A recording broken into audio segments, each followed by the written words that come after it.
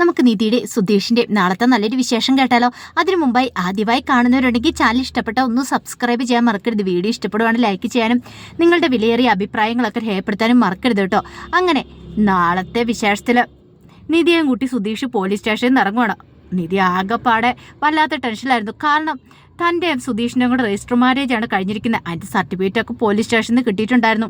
ഇതെങ്ങനെ സംഭവിച്ചെന്ന് നിധിക്കൊരു ഐഡിയ കിട്ടിയിട്ടുണ്ടായിരുന്നില്ല. കാരണം ആ സമയത്ത് സൈൻ ചെയ്യാൻ പറഞ്ഞിടത്തൊക്കെ സൈൻ ചെയ്തു. പക്ഷേ ഇതിനെക്കുറിച്ചൊന്നും ചിന്തിച്ചു പോലുമില്ല. അങ്ങനെ സൈൻ ചെയ്തെന്ന് പറഞ്ഞാൽ ഇനി താനും സുധീഷും കൂടെ പോയാലും തങ്ങൾക്കൊരാപത്തും ഉണ്ടാവരുത്, അങ്ങനെ ഒരു കംപ്ലൈൻറ്റ് കൊടുക്കാനെന്നൊക്കെ പറഞ്ഞുകൊണ്ട് സൈൻ മേടിച്ചേ. പക്ഷേ ഇതൊന്നും ചിന്തിച്ച പോലും ഉണ്ടായിരുന്നില്ല നിധി.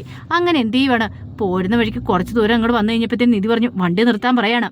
അങ്ങനെ സുധീഷ് വണ്ടി നിർത്തി. ആ സമയം നിധി ചാടി ഇറങ്ങി. കയ്യിൽ ആ സർട്ടിഫിക്കറ്റ് ഉണ്ടായിരുന്നു. സുധീഷിനോട് ചോദിച്ചു ഇതെന്താന്ന് ചോദിക്കുക. ഇത് നമ്മുടെ മാരിയ സർട്ടിഫിക്കറ്റ്. ഓഹോ, അപ്പം എന്നെ പറ്റിക്കുമായിരുന്നല്ലേ എല്ലാവരും കൂടെ ചേർന്നിട്ട്. നീ എന്തൊക്കെയാ നീതി പറയണേ, എനിക്ക് മനസ്സിലായി. ദേ നമ്മൾ രണ്ടുപേരും തമ്മിലുള്ള വിവാഹം അത് രജിസ്റ്റർ കഴിഞ്ഞില്ലേ, ഇപ്പം ഞാൻ നിങ്ങളുടെ ഭാര്യയല്ലേന്ന് ചോദിക്കണം. നിയമപരമായിട്ട് നമ്മുടെ വിവാഹം രജിസ്റ്റർ ചെയ്തു. ഇത് കേട്ടപ്പോൾ സുധീഷ് പറഞ്ഞു ഇതിനെക്കുറിച്ചൊന്നും എനിക്കൊന്നും അറിയത്തുണ്ടായിരുന്നില്ല നിധി, ഞാനൊന്നും അറിഞ്ഞിട്ടില്ല എന്ന് പറയണം. വെറുതെ കള്ളത്തരം പറയരുത്. സുധീഷിനെല്ലാം അറിയായിരുന്നു. സുധീഷ് എല്ലാം അറിഞ്ഞിട്ട് സുധീഷ് എന്നെ ചതിക്കുകയോ ചെയ്തേ. നിധി ഞാൻ അങ്ങനെ ചതിക്കുമോ? പിന്നല്ലാതെ. ഞാനിങ്ങനെയൊന്നും പ്രതീക്ഷിച്ചില്ല. ഞാൻ എന്താ വിചാരിച്ചോണ്ടിരുന്നേ, വെറുതെ ഒരു ഡ്രാമ കല്യാണം മാത്രമാണ്. കാരണം ഈ താലി അങ്ങോട്ട് ഊരി വെച്ച് കഴിഞ്ഞിട്ടുണ്ടെങ്കിൽ നമ്മൾ തമ്മിലുള്ള ബന്ധം തീർന്നു അങ്ങനെ വിചാരിച്ചുകൊണ്ടിരുന്ന.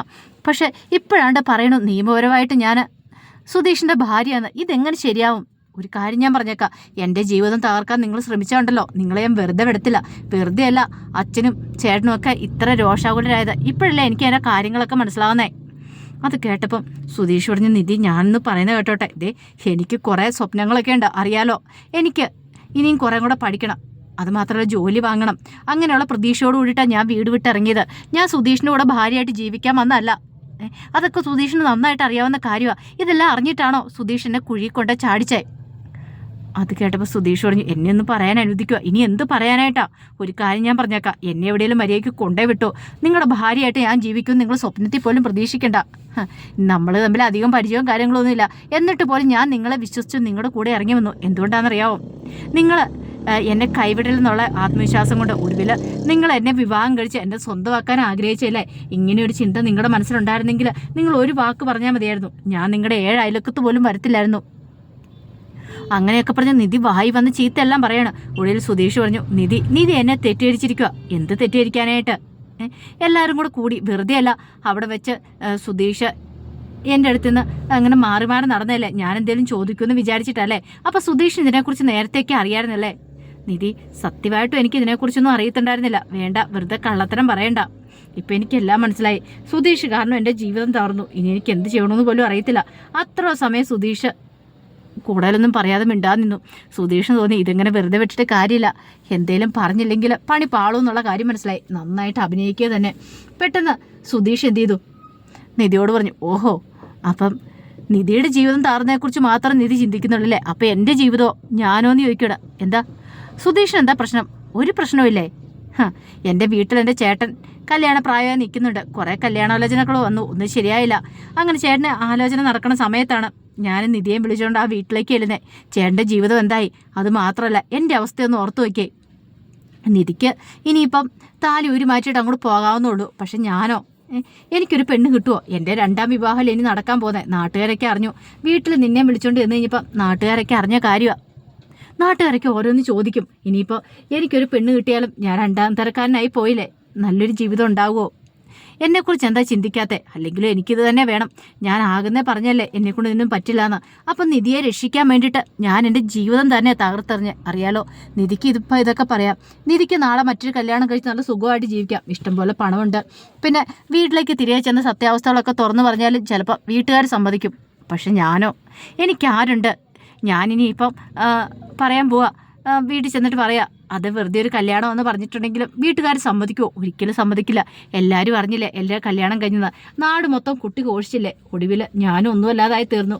നിധിയെ സഹായിക്കാൻ പോയതിൻ്റെ പേരിൽ. ഇതാ പറയുന്നത്, ഇന്നത്തെ കാലത്ത് പെൺകുട്ടികൾക്ക് ഒരു സഹായം ചെയ്തു കൊടുക്കല്ലെന്ന്. അവസാനം എനിക്ക് കെണിയായില്ലേന്ന് ചോദിക്കുക. നിധി പറഞ്ഞു, സുദേശ ഞാൻ വേണ്ട കൂടുതലൊന്നും പറയണ്ട. ഒടുവിൽ നിധിയുടെ വായിലിരിക്കുന്ന ചീത്ത മൊത്തം ഞാൻ കേൾക്കേണ്ട വന്നു. നിധിയുടെ അച്ഛനും ചേട്ടനും അത് എന്തിനേറെ പറയുന്നു. ആ സൂര്യ എന്ന് പറയുന്നവനൊക്കെ എത്രമാത്രം എന്നെ തല്ലി ചതച്ചു. വേണമെങ്കിൽ എനിക്കപ്പോൾ ഉള്ള സത്യാവസ്ഥകളൊക്കെ പറഞ്ഞ് നിധിയെ അവരുടെ കൂടെ പറഞ്ഞു വിടായിരുന്നു. പക്ഷെ ഞാൻ അങ്ങനെ ചെയ്തില്ല. എന്തുകൊണ്ടാണെന്നറിയാവോ? നിധിയോട് എനിക്കൊരു ഇഷ്ടമുണ്ടായിരുന്നു. നിധിയെ ഞാൻ കൈവിട്ട് കളയില്ല, അല്ലെങ്കിൽ നിധിക്കൊരു സുരക്ഷിത സ്ഥാനം ഒരുക്കുമെന്നും പറഞ്ഞ നിധിയെ കൂട്ടിക്കൊണ്ട് വന്നേ. പക്ഷേ നിധി എന്നോട് ഈ ചതിയൊന്നും ഞാൻ പ്രതീക്ഷിച്ചില്ല. ശരിക്കും പറഞ്ഞാൽ ആ സമയത്ത് ഞാൻ എന്തെങ്കിലും പറഞ്ഞിട്ടുണ്ടായിരുന്നെങ്കിൽ പോലീസ് സ്റ്റേഷനിൽ വെച്ച് അവർ നിധിയെ കൂട്ടിക്കൊണ്ട് പോകത്തുള്ളൂ. ഞാനുള്ള സത്യാവസ്ഥ പറയാം. ഞാനും നിധി തമ്മിൽ അങ്ങനെ ഒരു ബന്ധമില്ലെന്ന് പറഞ്ഞാൽ നിധിയുടെ ജീവിതം അവിടെ തീർന്നു. പിന്നെ സുധീഷ് ഇങ്ങോട്ട് പോന്നിട്ടുണ്ടെങ്കിൽ സൂര്യൻ നിന്നെ കയ്യെ പിടിച്ചുകൊണ്ട് അങ്ങോട്ട് പോകും. പിന്നെ നിങ്ങളുടെ തമ്മിൽ കല്യാണം നടക്കും. എനിക്കത് മതിയായിരുന്നു. അതിൻ്റെ ആവശ്യം ഉണ്ടായിരുന്നുള്ളൂ. വെറുതെ വേലിയായിരുന്ന പാമ്പിനെ അടുത്ത് വേണ്ടാത്തടത്ത് വെച്ച് കടി മേടിച്ചെന്ന അവസ്ഥയായിപ്പോയി. ഇപ്പോഴും നിധി എന്നിട്ട് എന്നെ കുറ്റപ്പെടുത്തിക്കൊണ്ടിരിക്കുവോ? പെട്ടെന്ന് എനിക്ക് സങ്കടമായി. സുധീഷെ, ഇങ്ങനെയൊന്നും പറയരുത്. ഞാൻ ഇങ്ങനെയൊന്നും പ്രതീക്ഷിച്ച് പറഞ്ഞല്ല. പെട്ടെന്നുള്ള ആ ദേഷ്യത്തിൽ ആവാലോ, എന്ത് വേണമല്ലോ ആവാലോ. പക്ഷെ എൻ്റെ അവസ്ഥ എന്ത് ചിന്തിച്ചു നോക്കിയിട്ടുണ്ടോ? എന്നെക്കുറിച്ച് ഒരു നിമിഷമെങ്കിലും നിധി ചിന്തിച്ചിട്ടുണ്ടോ? ചിന്തിച്ചായിരുന്നു നിധി ഒരിക്കലും ഇങ്ങനെ പറയില്ലായിരുന്നു. ഞാൻ എന്താ ഏതാ എങ്ങനെയാന്നൊക്കെ അറിയുമായിരുന്നെങ്കിൽ ഇപ്പം കണ്ടില്ലേ, എനിക്കൊരു നല്ല ആലോചന പോലും വരത്തില്ല. എൻ്റെ ജീവിതം തകർന്നു. ഞാനൊരു രണ്ടാം തരക്കാരനായില്ലേ. ഒടുവിൽ നിധി പറഞ്ഞു, സുധീഷെ, സോറി സുധീഷെ, എനിക്കൊരു അബദ്ധം പറ്റിയതാ. ഞാനങ്ങനെ പറയാൻ പാടില്ലായിരുന്നു എന്ന് പറയണ. സുധീഷിന് മനസ്സിലായി താൻ വിരിക്കുന്ന വലയിൽ ഇവിടെ കുടുങ്ങിയെന്നുള്ള കാര്യം. സുധീഷ് പറഞ്ഞു, ആയിക്കോട്ടെ. പെട്ടെന്ന് നിധി പറഞ്ഞു, ശരി നമുക്ക് പോവാന്ന് പറയണ. അങ്ങനെ ജീപ്പിലേക്ക് കയറി. ഈ സമയത്ത് സുധീഷ് പറഞ്ഞു, ഇനിയിപ്പോൾ ഇതിനെക്കുറിച്ച് പറയുമോ? ഇല്ല, ഞാൻ ഇനി ഇതിനെക്കുറിച്ചൊന്നും പറയാനൊന്നും പോകുന്നില്ല. ഞാൻ ഇങ്ങനെ സംസാരിക്കാനും പോകുന്നില്ല. എന്നോട് ക്ഷമിക്കുക. അപ്പോഴത്തെ ഒരു ദേഷ്യത്തിൽ പറഞ്ഞ, ഞാൻ സുധീഷിനെ കുറിച്ച് ചിന്തിച്ചില്ല. ഞാൻ എന്നെക്കുറിച്ച് മാത്രം ചിന്തിച്ചേ. എൻ്റെ ജീവിതത്തെക്കുറിച്ച് മാത്രം ആലോചിച്ചുള്ളൂ. അങ്ങനെ അവർ ജീപ്പെടുത്ത് അങ്ങോട്ട് പോണ സമയത്താണ് സുധീഷിൻ്റെ ഫോണിലേക്ക് സുഭാഷ് വിളിക്കുന്നത്. അങ്ങനെ സുഭാഷിനെ കോൾ വന്നു കഴിഞ്ഞപ്പോൾ സുധീഷ് പറഞ്ഞു, ചേട്ടൻ വിളിക്കുന്നുണ്ടെന്ന് പറയാണ്. അങ്ങനെ കോളെടുത്തിട്ട് സുധീഷ് ചോദിച്ചു, എന്താ ഏട്ടാ, എന്താ കാര്യം ചോദിക്കുകയാണ്. അതെ, നിങ്ങളിത് എവിടെ എത്തി? അതെന്താ അങ്ങനെ ചോദിച്ചേ? അല്ല, കുറേ സമയമായല്ലോ വരുവാന്ന് പറഞ്ഞിട്ട് ഇതുവരെയായിട്ടും വന്നില്ലല്ലോ. കാര്യം എന്താ? നീ ഇത് എവിടെയാടാന്ന് ചോദിക്കുക. ചേട്ടാ, ഞങ്ങൾ വന്നുകൊണ്ടിരിക്കുക, ഇപ്പം തന്നെ വരും. എടാ പെട്ടെന്ന് പറഞ്ഞോ കേട്ടോ. വരാം. അപ്പോഴേക്കും നികേഷ് ചോദിച്ചു, അല്ല ഏട്ടത്തിയമ്മയുടെ പേരെന്താന്ന് ചോദിക്കണേ. എന്തിനാടാ പേര് പറ? നിധി എന്ന് പറയണ. ആ ശരി, എന്തിനാടാ പേരൊക്കെ? അതൊക്കെ ഉണ്ട്.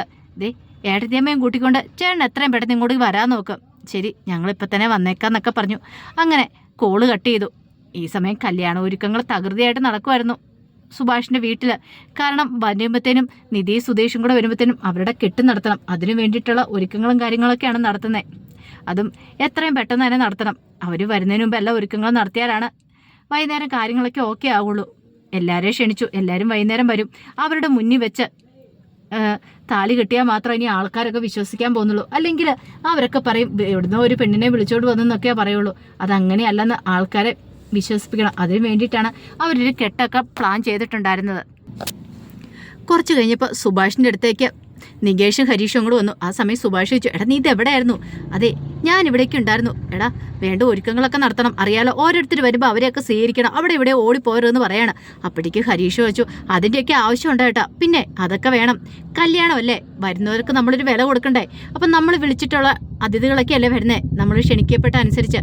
അപ്പോൾ അവരെ നല്ല രീതിയിൽ തന്നെ സ്വീകരിച്ച് നമ്മൾ ഇവിടെ കൊണ്ട് ഇരുത്തുകയൊക്കെ ചെയ്യണ്ടേ? അതുപോലെ വേണ്ട കാര്യങ്ങളൊക്കെ വേണ്ട പോലെ ചെയ്യണം. അതിലൂടെ ഒന്നും ഓടി നടക്കല്ലെന്ന് പറയണം. ആ സമയത്ത് ചന്തു പറഞ്ഞു, അതിനല്ലേ ഹരീഷ് ചേട്ടനും ഇതേ സുഭാഷ് ചേട്ടനൊക്കെ ഇവിടെ നിൽക്കുന്നേ? അതെ, നിൽക്കുന്നുണ്ട്. പിന്നെ ഒരിടത്തേക്കും പോവല്ലെന്നാ ഞാൻ പറഞ്ഞ മനസ്സിലാവുന്നുണ്ടോ എന്നൊക്കെ ചോദിച്ചു. മനസ്സിലാവുന്നുണ്ട്. ആ സമയം നികേഷ് ചോദിച്ചു, അല്ല ഇതുവരെയായിട്ട് അവരെത്തിയില്ലോ. അവരിങ്ങോട്ടേക്ക് വന്നോളും. മുമ്പേ വിളിച്ചാലേ എത്തിക്കൊണ്ടിരിക്കുമെന്നല്ലേ പറഞ്ഞേ. ആ കാര്യത്തിൽ പേടിക്കണ്ട. അല്ല, ഈ സർപ്രൈസ് കണ്ടു കഴിയുമ്പോഴത്തേനും അവർ ശരിക്കും ഞെട്ടുമില്ലേ? അത് പിന്നെ ഉറപ്പായിട്ടുള്ള കാര്യമല്ലേ? ഹരീഷ് ചോദിച്ചു, അല്ല ഇതൊക്കെ ഇഷ്ടപ്പെടുവോ സുധീഷിന്? ഇഷ്ടപ്പെടാതിരിക്കാൻ വഴിയൊന്നുമില്ല. നാട്ടുകാരുടെ മുന്നിൽ അവൻ്റെ ഭാര്യയാന്ന് ഒന്നുകൂടെ തെളിയിക്കണം. അപ്പം അതിന് വേണ്ടിയിട്ട് ഒരു വിവാഹം കൂടെ. അതിനകത്ത് ഇപ്പം എന്താ, ഓൾറെഡി അവരുടെ കല്യാണമൊക്കെ കഴിഞ്ഞല്ലേ എന്ന് പറയണം. ആ സമയത്ത് ചന്തുവിനോട് സുഭാഷ് പറഞ്ഞു, ചേട്ടാ വരുമ്പോൾ ആൾക്കാരെയൊക്കെ പനിനീര് തെളിച്ച് ആൾക്കാരെയൊക്കെ നീ വേണം അകത്തേക്ക് വിളിക്കാനെന്ന് പറയണം. അത് കേട്ട് കഴിഞ്ഞപ്പോൾ ചന്തു ചോദിച്ചു, ഞാനോ? അപ്പോഴേക്കും നികേഷോട്, നീ പനിനീര് തെളിച്ചാൽ മതി, ബാക്കിയുള്ളവരെല്ലാം ഞങ്ങൾ കൈപിടിച്ച് അകത്തേക്ക് കൊണ്ടുവന്നോളാന്നൊക്കെ പറഞ്ഞു. അപ്പോഴേക്കുമാണ് അവിടേക്ക് ഭാസ്കരൻ നല്ല അടിപൊളിയായിട്ട് ഒരുങ്ങി വരുന്നത്. ഭാസ്കരനെ കണ്ടു കഴിഞ്ഞപ്പോൾ എല്ലാവരും ഒരു അമ്പരപ്പോട് നോക്കി. പുതിയ ഷർട്ടും മുണ്ടൊക്കെ കൊടുത്ത് നല്ല അടിപൊളി വേഷത്തിലാണ് ഭാസ്കരൻ. അങ്ങനെ ഭാസ്കരൻ അവിടെ വന്ന് നിന്നു. ചന്ദ്രനോട് എങ്ങനെയുണ്ടോ എൻ്റെ വേഷം? കൊള്ളാം, സൂപ്പറായിട്ടുണ്ട്. അങ്ങനെയാണ്, നീ ഒരു കാര്യം ചെയ്യുക, എൻ്റെ ഒരു ഫോട്ടോ ഇങ്ങ് എടുക്കാൻ പറയാണ് നിന്റെ ഫോണിനകത്ത്. ഫോട്ടോയോ? അതെ, ഒരു ഫോട്ടോ ഇങ്ങ് എടുക്കടാ. കല്യാണത്തിന് ആൽബം ഒക്കെ എടുക്കുമല്ലോ. അപ്പോൾ ആൽബം ഒക്കെ എടുക്കുന്ന സമയത്ത് അതിനകത്ത് ആദ്യത്തെ പേജിലെ ഫോട്ടോ എൻ്റെ ആയിരിക്കണം. ഞാൻ നല്ല സെറ്റപ്പ് നിൽക്കുന്നേ. ചന്തു പറഞ്ഞു ശരി ശരി സമ്മതിച്ചെന്ന് പറഞ്ഞ് ഫോട്ടോസും കാര്യങ്ങളൊക്കെ എടുക്കുകയാണ്. അങ്ങനെ ഇതെല്ലാം കണ്ടുകൊണ്ടിരുന്നപ്പോൾ നികേഷ് പറഞ്ഞു, ദേ ഏട്ടാ, ഇത് മിക്കവാറും അച്ഛൻ കുളമാക്കാത്ത ലക്ഷണം കാണുന്നുണ്ട്.